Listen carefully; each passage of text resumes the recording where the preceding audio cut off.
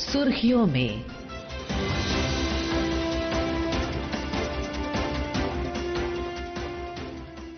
नमस्कार श्रोताओं, सुर्खियों में कार्यक्रम के आज के अंक में आपका स्वागत है। मैं हूं सुबोध मिश्र। आज हम चर्चा करेंगे भारतीय रेलवे के बुनियादी ढांचे के विस्तार और विकास की नई रफ्तार पर। इसके लिए हमारे साथ जुड़ रहे हैं रेलवे बोर्ड के पूर्व अध्यक्ष अरुणेंद्र कुमार। अरुणेंद्र जी, सुर्खियों में आपका स्वागत है। धन्यवाद। प्रश्नों का सिलसिला शुरू करने से पहले सुनते हैं केंद्रीय मंत्री अश्विनी वैष्णव ने बुलेट ट्रेन के बारे में क्या कहा है, जो इसी साल से शुरू होने की संभावना है। बुलेट ट्रेन के प्रोजेक्ट में बहुत बड़ा एक माइलस्टोन अचीव हुआ है। ये माइलस्टोन है माउंटेन टनल 5 का breakthrough. Total bullet train project में 7 टनल्स हैं, माउंटेन टनल्स, और एक under sea tunnel. Mountain tunnel 1 से लेके माउंटेन टनल 7 तक इन सब का डिटेल्स आपके साथ शेयर कर रहे हैं। मैं आपको एक complete overview bullet train project का दूंगा। ओवरऑल इसमें 12 स्टेशन हैं। मुंबई, ठाणे, विरार, बोईसर, ये हो गए महाराष्ट्र में। वापी, बिलिमोरा, सूरत, भरूच, बड़ौदा, आनंद, अहमदाबाद और साबरमती। साबरमती टर्मिनल स्टेशन है, मुंबई टर्मिनल स्टेशन है। मुंबई का स्टेशन बीकेसी में, और 3 डिपोज बने हुए हैं। अरुणेंद्र जी, अभी हमने रेल मंत्री की बाइट सुनी, और जो बुलेट ट्रेन के शुरू होने की जो संभावना बिल्कुल सामने दिख रही है, वो क्या हम कह सकते हैं कि हमारे देश के लिए मील का एक बड़ा पत्थर है? बुलेट ट्रेन एक अपने आप में क्रांतिकारी तकनीक से बनाई गई रेल का प्लेटफॉर्म है, और जो इसमें रेल की डब्बे सुविधा और रेल का आर्किटेक्चर डिजाइन जो भी इस्तेमाल किया जा रहा है, अभी तक इस्तेमाल किए गए चीजों से बिल्कुल दूसरी तरह से है। जो भी चीज इसमें करी जा रही है वो पहली बार करी जा रही है और बहुत ही उच्च स्तर की जा रही है। जो अभी आपने सुना टनल्स के बारे में, ये एक बहुत बड़ा माइलस्टोन साबित हो रहा है, और आगे ऐसे ऐसे बहुत सारे माइलस्टोन आपको देखने को मिलेंगे जब एक डेडिकेटेड ट्रैक, जैसे हम फ्रेट कॉरिडोर की बात करते हैं, एक डेडिकेटेड हाई स्पीड ट्रैक जब चालू होगा तो आप 1 घंटे 52 मिनट में मुंबई से अहमदाबाद साबरमती पहुंचेंगे। और ये बहुत बड़ी उपलब्धि है, और एकदम भारत उन देशों में आ जाएगा जैसे न्यूक्लियर क्लब में कहा जाता है, तो हाई स्पीड रेल क्लब में भारत की गिनती होनी शुरू हो जाएगी। और सब कुछ ये भारत सरकार के द्वारा है, क्योंकि जापान सरकार से जो आपसी तालमेल बैठा है उसके नतीजे हम सामने आते हुए दिख रहे हैं। कल रेल मंत्री द्वारा आयोजित प्रेस वार्ता में रेलवे के बुनियादी ढांचे, यात्री सुविधाओं और भविष्य की योजनाओं को लेकर कई महत्वपूर्ण घोषणाएं की गई हैं। भारतीय रेलवे में अभी जारी सुधारों के संदर्भ में आप इसे कैसे देखते हैं? भारतीय रेल में सुधार हर वर्ष का करना एक इतिहास रहा है, और जो अभी चीज देखने में आ रही है कुछ वर्षों से, वो सुधार की जो गति है उसमें जबरदस्त प्रगति है। तो वो चीज मायने रखती है। उसका आप जितना उसमें निवेश करते जा रहे हैं तो आपको गति उस तरह से दिखती जा रही है। चाहे पटरी बिछाने की बात करें, संरक्षा प्रणाली की बात करें, नए डब्बों की बात करें, कोच के उत्पादन की बात करें, या कोच में तकनीकी बदलाव की बात करें, सिग्नलिंग की बात करें, सभी तरफ से आप देखेंगे। नए ब्रिजेस की बात करें, आप पम्बन ब्रिज की बात सुनी, कश्मीर में कनेक्टिविटी की बात देखी आपने। अब हम जा रहे हैं उत्तर पूर्व में और आगे बढ़ने के लिए। तो ये जो गति मिली है सुधारों में, ये एक प्रशंसनीय है, और ये गति बनाने का ही 2026 में और इसको मजबूती लाने का एक बहुत जबरदस्त प्रयास की घोषणा कल की गई थी। और कल की प्रेस वार्ता मुख्य रूप से वंदे भारत स्लीपर ट्रेन को केंद्र में रखकर की गई थी। आइए सुनते हैं कि केंद्रीय मंत्री अश्विनी वैष्णव ने वंदे भारत के नए स्लीपर ट्रेन के बारे में क्या कहा। पहला रूट गुवाहाटी से कोलकाता, माननीय प्रधानमंत्री श्री नरेंद्र मोदी जी आगामी कुछ ही दिनों में इस रूट पर पहली वंदे भारत स्लीपर को इनॉग्रेट करेंगे, फ्लैग ऑफ करेंगे। ये रेलवे के लिए और देश के लिए और हमारे यात्रियों के लिए एक बहुत ही बड़ा माइलस्टोन है। लंबे समय से एक नई जनरेशन की ट्रेन्स की सभी के मन में आशा थी, एक प्रतीक्षा थी। तो वंदे भारत एक्सप्रेस जो चेयर कार बनी, उसने देश में एक नया कॉन्फिडेंस जागृत किया, and people started liking it a lot. देश भर से आज रिक्वेस्ट आता है कि वंदे भारत ट्रेन चलाइए। करीब करीब हर एमपी चाहते हैं वैसा ही कंफर्ट, वैसी ही सेफ्टी, वैसा ही स्टैंडर्ड एक नया ओवरनाइट जर्नी के लिए वो वंदे भारत स्लीपर से स्टार्ट होगा।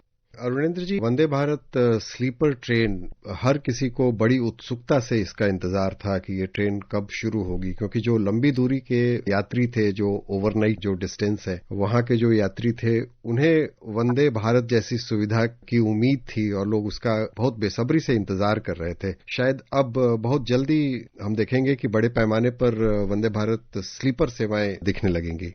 वंदे भारत स्लीपर दोबारा मैं कहूं कि वंदे भारत का एक अगला कदम है, क्योंकि बैठकर सीट पे जाना बात अलग है और रात्रि में शयनयान होते हुए जाना की बात ही कुछ अलग है। उसकी जिम्मेवारी, उसके रिक्वायरमेंट सब कुछ अलग हो जाते हैं। जो आप देखेंगे वंदे भारत का इंटीरियर डेकोर होगा, एयर कंडीशनिंग, राइडिंग क्वालिटी है, सब में बहुत जबरदस्त सुधार आया है। और जो चीज सामने रखने वाली बात है कि अभी तक हम देखते थे वंदे भारत दिल्ली बम्बई, दिल्ली कलकत्ता इस तरह से चला करती थी। रूट की चुना गया है वो कॉमन मैन के लिए चुना गया है, जो कि कलकत्ता से असम में न्यू बंगाई गांव वगैरह होते हुए, स्टेशनों होते हुए उत्तर बंगाल के रास्ते जाएगी असम में। ये एक बहुत बड़ी दिशा परिवर्तन है जो साधारण नागरिक के लिए किया गया है। 11 डब्बे 3AC के, 2 डब्बे 2AC के, और अब बहुत बड़ी कसौटी भी है नई डिजाइन के लिए कि यात्री इसको कैसे पसंद करेंगे, क्योंकि नई डिजाइन बनती है, जब तक उसको पैसेंजर उसको अगर स्टैंप लगा दे तो इससे बड़ी खुशी एक डिजाइनर के लिए, एक रेलवे के लिए नहीं हो सकती, और जिसका शुरुआत हम देखने जा रहे हैं।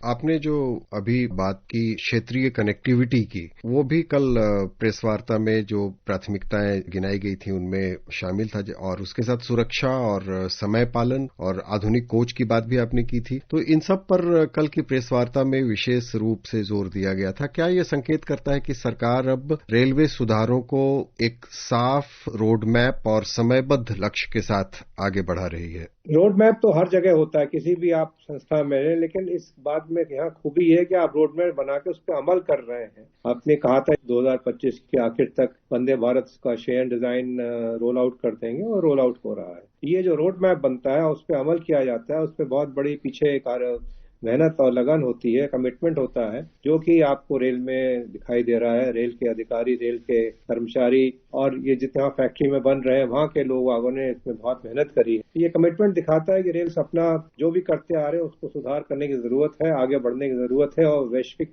स्तर पे लाने के लिए आवश्यक है। और जब हाई स्पीड ट्रेन आ जाएगी तो ये एकदम जबरदस्त उछाल फिर से देखने को मिलेगा, क्योंकि जो हाई स्पीड की तकनीक है उसका हम देखेंगे कि अडॉप्शन जो है बाकी डिजाइनों में भी होता हुआ दिखेगा। रेलवे सुरक्षा पर अक्सर चर्चा होती रहती है, और कवच रेल सुरक्षा प्रणाली के बारे में केंद्रीय रेल मंत्री अश्विनी वैष्णव ने कहा, मैं कवच के बारे में बताना चाहूंगा कि ये एक बहुत ही technology intensive automatic train protection का सिस्टम है। ऑटोमेटिक ट्रेन प्रोटेक्शन सिस्टम विश्व में कई समृद्ध देशों ने जहां करीब 20 से 30 वर्षों में लगाए और हमसे आधे परिमाण के उनके रेलवे नेटवर्क्स थे, वहां पर भारत ने अपने आत्मनिर्भर भारत के प्रधानमंत्री जी के विजन के तहत एक नई प्रणाली जो भारत में विकसित हुई, भारत में बनी, भारत में डिजाइन हुई, भारत में मैन्युफैक्चर हुई, वो प्रणाली आरंभ की। अरुणेंद्र जी, ये कवच जो प्रणाली है, सुरक्षा प्रणाली है, इस पर आप कुछ रोशनी डालना चाहेंगे?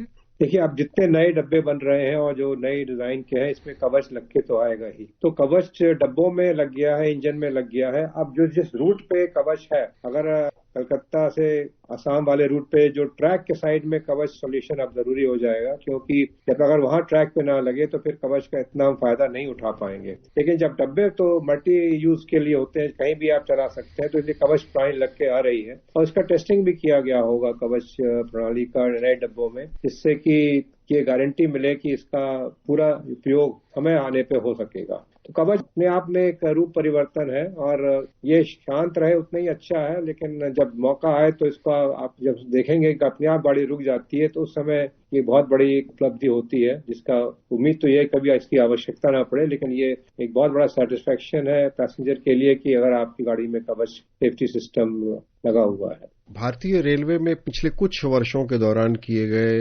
अभूतपूर्व निवेश को अगर हम समग्र रूप में देखें तो क्या ये कहा जा सकता है कि कनेक्टिविटी, सुरक्षा और क्षमता तीनों क्षेत्रों में रेलवे के बुनियादी ढांचे में ठोस और दूरगामी सुधार हुए हैं? कनेक्टिविटी आप देखेंगे नॉर्थ ईस्ट के लिए, उत्तर भारत में कनेक्टिविटी, पोर्ट के लिए कनेक्टिविटी, और साथ साथ कनेक्टिविटी में आप देखेंगे सबर्बन ट्रेन्स जो है उसमें है। तो ये सब तो रेलवे का काम ही है कि लोगों को दूसरी जगह पहुंचाना। जिस रास्ते में ओवर क्राउडिंग है वहां पे ज्यादा ट्रेनें चलाना जिससे लोगों को सीट मिल सके।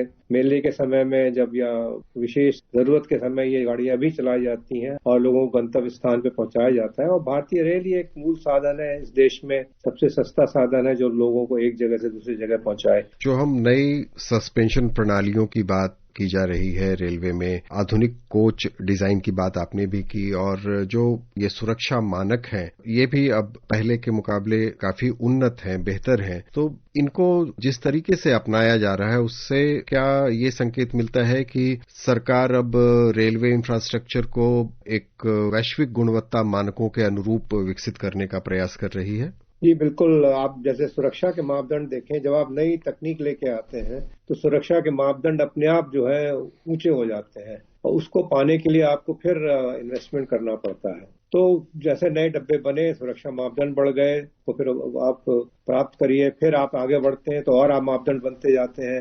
नई पटरियां बिछाते हैं, गति आप बढ़ाते हैं। 180 किलोमीटर के अगर ट्रैक आप बना दिए तो उसके मापदंड अलग हो जाते हैं, मेंटेनेंस के मापदंड बहुत कड़े हो जाते हैं।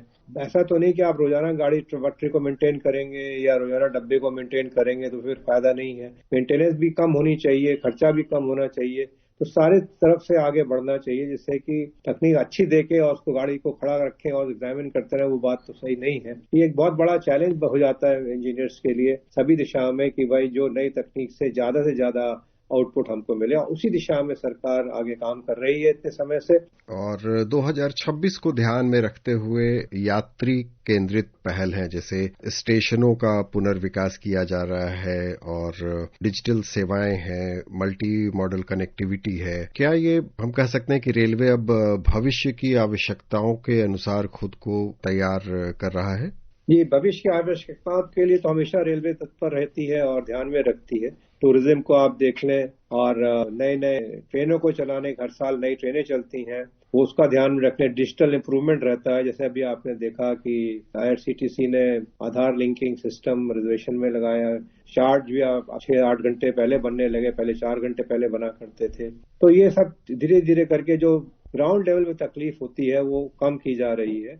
और समयबद्धता बहुत जरूरी है कि अगर आपने ट्रेन का टाइमिंग अनाउंस किया है तो चाहे बरसात हो, चाहे फॉग हो, चाहे आगे कोई और गाड़ी हो, लेकिन आप समय पे पहुंचे। और समय आप देखें, मान लीजिए एक ट्रेन जैसे चलती है कलकत्ता से गुवाहाटी के लिए, कितने स्टेशनों पे रुकती है और सभी स्टेशनों पे ये समय सही होना चाहिए। ऐसा नहीं कि कलकत्ता से सही समय छूटी और गुवाहाटी सही समय पहुंच गई और बीच में देर होती रही, जल्दी होती रही, उससे फायदा नहीं होता, क्योंकि सभी यात्रियों को मूलभूत सुविधाएं मिलनी चाहिए। और इसी दिशा में रेल प्रशासन जो है पहले भी करबद्ध था, लगा हुआ था और अभी भी इस पे विशेष जोर दिया जाता है। जी, रेलवे बुनियादी ढांचे के व्यापक विस्तार से रोजगार पैदा करने, पर्यटन को प्रोत्साहन देने और व्यापारिक गतिविधियों में वृद्धि को किस प्रकार एक मजबूत इंफ्रास्ट्रक्चर आधारित विकास मॉडल के रूप में देख सकते हैं? देखिए, रोजगार तो रेलवे पैदा करती ही है। पहले रेल जाती है, उसके बाद रोजगार साथ साथ चला आता है। पटरी बिछाने में रोजगार पैदा शुरू होने हो जाते हैं, सड़क बिछाई जाती है साथ में और उसका जितना रेल का सामान है वहां लगाया जाता है। तो जैसे ही पटरी आती है तो रोजगार का घंटी तो बजने लगती है उस समय। जब ट्रेन आती है तो लोग आते हैं, स्टेशन डेवलपमेंट किया जाता है, तो उस जगह का इलाके का बढ़ जाता है। एक बड़ा सीधा साधा उदाहरण आप देखिए रीजनल रैपिड रेल सिस्टम का, जो दिल्ली से मेरठ का है। रास्ते में इलाके में इतना डेवलपमेंट हो चुका है कि लोग उस रास्ते पे ही जाना चाहते हैं। तो जहां जहां पटरी रेलवे की जाती है तो डेवलपमेंट तो एक नेचुरल आउटकम है जो कि और कॉमन मैन के लिए आउटकम, ये नहीं कि रिच लोगों के लिए हो, साधारण व्यक्ति के लिए वो दिखता है। सिमिलरली टूरिज्म तो बहुत जरूरी है। जहां जहां टूरिज्म वाली चीजें वहां रेल का कनेक्शन हो जाए तो आप और यात्री बढ़ने लगते हैं। आप कटरा का देख लीजिए, बिल्कुल नक्शा बदल चुका है वैष्णो देवी के लिए। ऐसे अब कश्मीर में आप देखने जाएंगे, आगे कश्मीर में बारामूला और गुलबर्ग तक की बात सुनने लगे हैं। ये सब चीजें रेलवे का योगदान है। रेलवे ही एक बहुत बड़ी नेटवर्क है भारत में जो कि सभी का ध्यान रखते हुए आगे बढ़ती है। इसमें कभी भेदभाव तो है नहीं, इसलिए इसके आधारभूत ढांचे को आगे मजबूत बनाने के लिए सरकार बहुत ज्यादा कटिबद्ध है। जी, तो श्रोताओं, जैसा कि अरुणेंद्र जी ने बताया, भारतीय रेलवे में हो रहे बुनियादी ढांचागत सुधार न केवल वर्तमान आवश्यकताओं को पूरा कर रहे हैं, बल्कि भविष्य की चुनौतियों के लिए भी एक मजबूत आधार तैयार कर रहे हैं। अरुणेंद्र जी, चर्चा के लिए बहुत बहुत धन्यवाद। धन्यवाद। श्रोताओं, इस कार्यक्रम को आप हमारे mobile app news on AIR और YouTube channel news on AIR official पर भी सुन सकते हैं। सुर्खियों में